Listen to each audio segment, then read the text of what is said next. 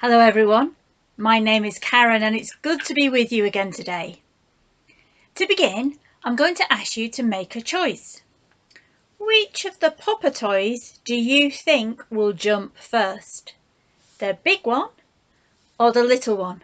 We're going to do hands up, so let's see, hands up for this one. Okay, hands down, and now hands up for this one. Okay, hands down. Let's see what happens. Did you make the right choice? That was a fun choice to have to make, wasn't it? But as we all know, not all choices in life are like that. I want to tell you today about someone who had to make a difficult choice and whose story you can read in the Old Testament part of the Bible. You see, I've got my crown on because I want to tell you about Queen Esther. Esther didn't have an easy start in life. She was an orphan. Both her parents died when she was young, but she lived with her uncle Mordecai, who was kind and wise. When the king of Persia, the land where Esther lived, decided to choose a new wife, he chose Esther, who was very beautiful and very kind. It wasn't the sort of thing you could refuse then. If the king chose you, that was that.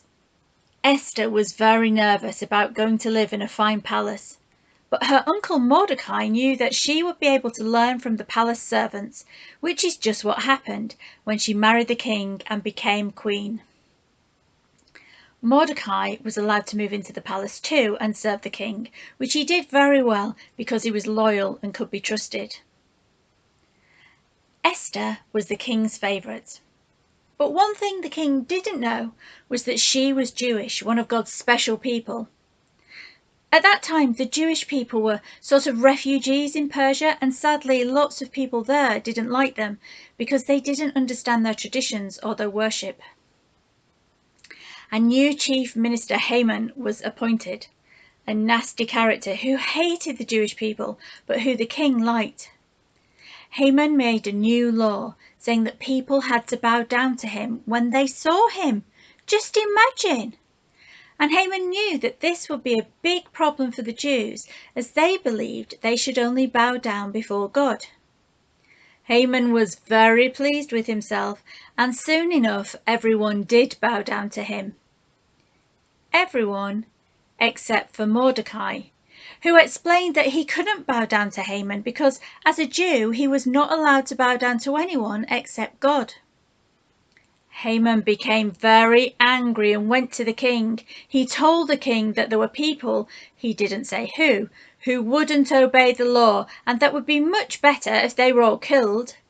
The king became angry too and agreed with Haman that this is what should happen.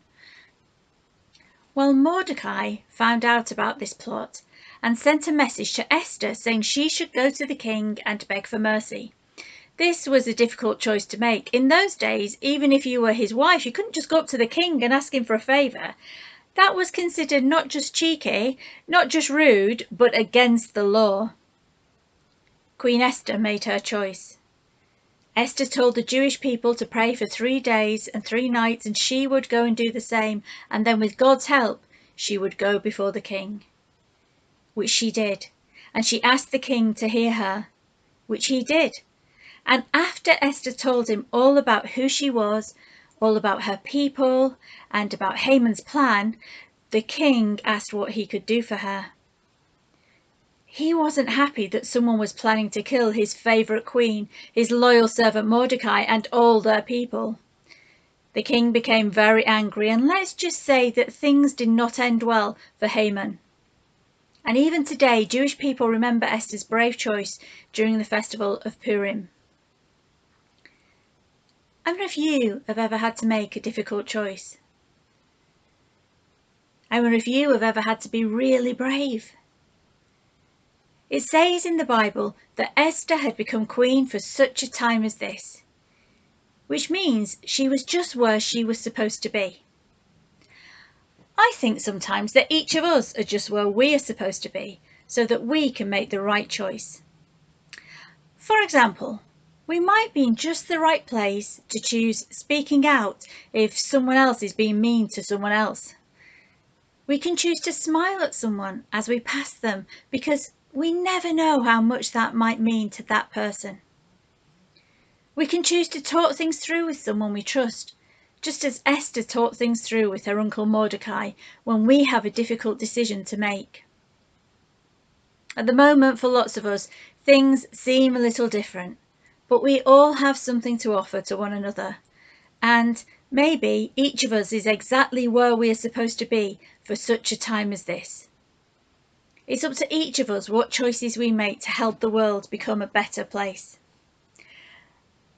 I'm going to say a prayer now, so you might like to close your eyes to help you think about the words. Let's pray together. Dear God, thank you that, like in the story of Esther, you are always there to help us when we have a difficult choice to make.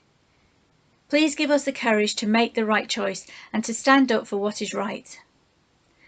Help us to make a positive difference in the world in such a time as this.